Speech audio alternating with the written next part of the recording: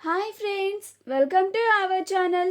Brahmamudi serial next ఎపిసోడ్లో ఏం జరగబోతోందో ఈ వీడియోలో చూసి తెలుసుకుందాం. రాజ్తో మాట్లాడిన కావ్య అసలేం జరిగింది అని తెలుసుకోవడానికి ఈ వీడియోని స్కిప్ చేయకుండా ఎండ్ వరకు చూసేయండి. యామిని రాజ్ని తీసుకొని తను చిన్నప్పుడు చదువుకున్న స్కూల్కి తీసుకెళ్ళి, అదే రాజ్ కూడా చిన్నప్పుడు చదివిన స్కూల్ అని, రాజ్ యామినీలు ఇద్దరు కలిసి అక్కడే చదువుకున్నారని రాజ్కి చెప్పడానికి తీసుకెళ్తుంది. వాళ్ళిద్దరిని కావ్య కూడా ఫాలో అవుతూ వెళ్తుంది.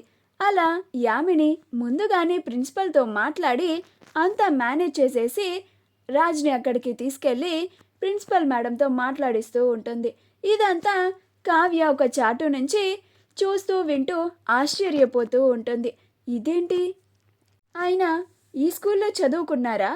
అసలు ఈ యామిని ఎందుకని మా ఆయనకి ఇన్ని అబద్ధాలు చెప్పి తన గతాన్ని తనకి నచ్చినట్లుగా మార్చేసుకుంటుంది? పైగా మా ఆయన్ని, నాకు రామ్ అంటే ప్రాణం, నేను ఆయన లేకుండా బ్రతకలేను అని మాట్లాడుతోంది.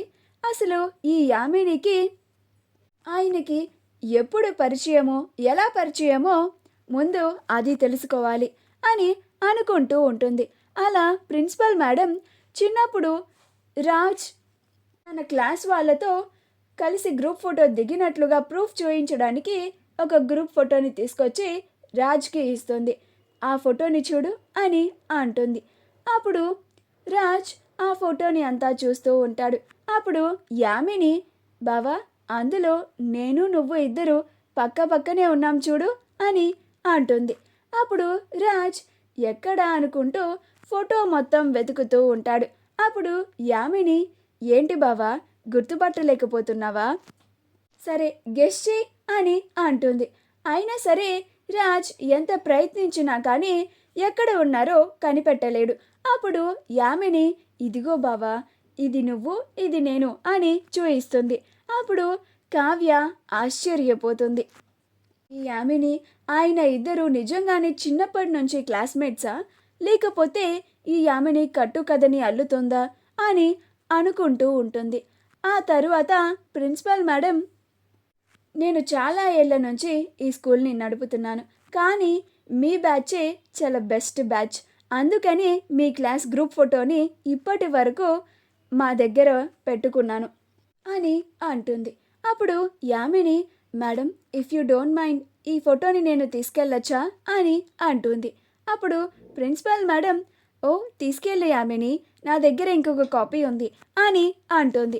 అప్పుడు రాజ్, అందులో ఉన్నది నిజంగా నేనేనా అని ఆలోచించుకుంటూ ఉంటాడు.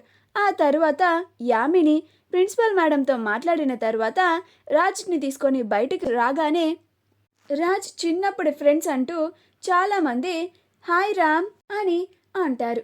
అప్పుడు యామిని, బావా, వీళ్ళంతా నీ చిన్నప్పటి ఫ్రెండ్స్ అని అంటుంది. అప్పుడు రాజ్ ఫ్రెండ్స్, అవును రామ్, మనమందరం చిన్నప్పుడు కలిసి చదువుకున్నాము, నిన్ను చూసి చాలా ఏళ్ళయింది, ఇప్పుడు యామిని వల్ల మనమందరం కలుసుకోగలిగాము.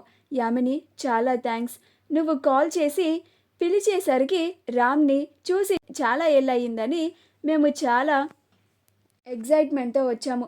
కాకపోతే రామ్ మమ్మల్ని గుర్తుపట్టలేడు కదా. నువ్వు ఎప్పుడైతే రామ్కి యాక్సిడెంట్ అయ్యి గతాన్ని అంతా మర్చిపోయాడు అని చెప్పావో అప్పుడు మేమందరం చాలా బాధగా ఫీల్ అయ్యాము. మేమందరం అర్థం చేసుకోగలము నువ్వు ఇంకెంతలా ఫీల్ అవుతున్నావో అని అంటారు. అప్పుడు యామిని, అవును, మా బావ గతం మర్చిపోవడం వల్ల ఎవరిని గుర్తుపట్టలేకపోతున్నాడు అని అంటూ ఉంటుంది. ఇదంతా కూడా కావ్య ఒక పక్క నుంచి చూస్తూ వింటూ ఉంటుంది. నిజంగానే వీళ్ళంతా ఆయన ఫ్రెండ్సేనా, లేకపోతే ఆ యామిని అలా అరేంజ్ చేసిందా అని అనుకుంటూ ఉంటుంది. అప్పుడు రామ్ కూడా, ఇదేంటి, వీళ్ళందరూ నిజంగానే మా ఫ్రెండ్సేనా, నాకు ఎందుకని నమ్మబుద్ధి కావడం లేదు అని ఆలోచిస్తూ ఉంటాడు. అప్పుడు రామ్ ఫ్రెండ్స్, అదేంటి రామ్, మమ్మల్ని అలా చూస్తున్నావు, కొత్త వాళ్ళని చూసినట్టు చూస్తున్నావేంటి, మేము కొంచెం కూడా నీకు గుర్తు రావడం లేదా అని అంటారు. అప్పుడు రామ్, నాకు ఏమీ గుర్తు లేదు, సారీ అని అంటాడు. అప్పుడు యామిని, నో ప్రాబ్లం బావా, నువ్వు అంతలాగా ఇబ్బంది పడకు. నీకు గతం గుర్తులేదు అని వాళ్ళందరికీ తెలుసు కదా, వాళ్ళేమీ అనుకోరు అని అంటుంది. అప్పుడు రామ్ ఫ్రెండ్స్, అవును రామ్, నువ్వు క్షేమంగా ఉన్నావు, మాకదే చాలు. అంత పెద్ద ప్రమాదం జరిగిన తరువాత నీ మరదలి అదృష్టం బాగుంది కాబట్టి నువ్వు బయటపడ్డావు. లేకపోతే నీ మరదలు ఏమైపోయేదో. చిన్నప్పటి నుంచి అసలు నీ మరదలు నిన్ను వదిలిపెట్టి అస్సలు ఉండేది కాదు. నువ్వు మాతో అలా కాసేపు ఆడుకోవడానికి వచ్చినా కానీ నీ మరదలు వచ్చి నిన్ను అక్కడి నుంచి తీసుకెళ్ళిపోయేది అని చెప్తూ ఉంటారు. అప్పుడు మేము నీ మరదల్ని తిట్టుకునే వాళ్ళము అని నవ్వుతూ సరదాగా చెప్తూ ఉంటారు. అప్పుడు రామ్ అవునా అని నవ్వుతూ ఉంటాడు. అప్పుడు కావ్య ఇదంతా కట్టుకథలానే నాకు అనిపిస్తుంది, డౌటే లేదు, ఈ యామిని ఏదో చెయ్యాలని అనుకుంటోంది అని అనుకుంటూ ఉంటుంది. ఆ తరువాత యామిని రాజ్ని తీసుకొని ఒక చోటకి వెళ్తుంది. అలా 2 సమాధుల దగ్గరికి తీసుకెళ్ళి రామ్, వీళ్ళిద్దరే మీ అమ్మా నాన్నలు అని అంటుంది. అప్పుడు రామ్ ఆశ్చర్యపోతాడు. ఇదేంటి, ఈ 2 సమాధులు నిజంగానే మా అమ్మా నాన్నలవేనా అని ఆలోచిస్తూ ఉంటాడు. కావ్య కూడా ఇదంతా చూసి, ఏవండి, మీ కన్న తల్లిదండ్రులు ఇద్దరు బతికే ఉన్నారు, మీ అమ్మా నాన్నలు చనిపోలేదు. ఈ ఆమెని మిమ్మల్ని తప్పుదోవ పట్టిస్తోంది. ఈ ఆమెని మిమ్మల్ని ఎందుకు ఇలా అబద్ధాలన్నిటినీ నిజాలు అని నమ్మించడానికి ఎందుకు ప్రయత్నిస్తోందో నాకు అర్థం కావడం లేదు. కానీ ఈ యామిని నుండి మిమ్మల్ని ఖచ్చితంగా కాపాడుకుంటాను అని అనుకుంటూ ఉంటుంది. ఈలోగా యామినికి ఒక కాల్ వస్తుంది. అప్పుడు యామిని, బావా, నాకు చిన్న కాల్ వచ్చింది, నువ్వు ఇక్కడే ఉండు అని పక్కకి వెళ్తుంది.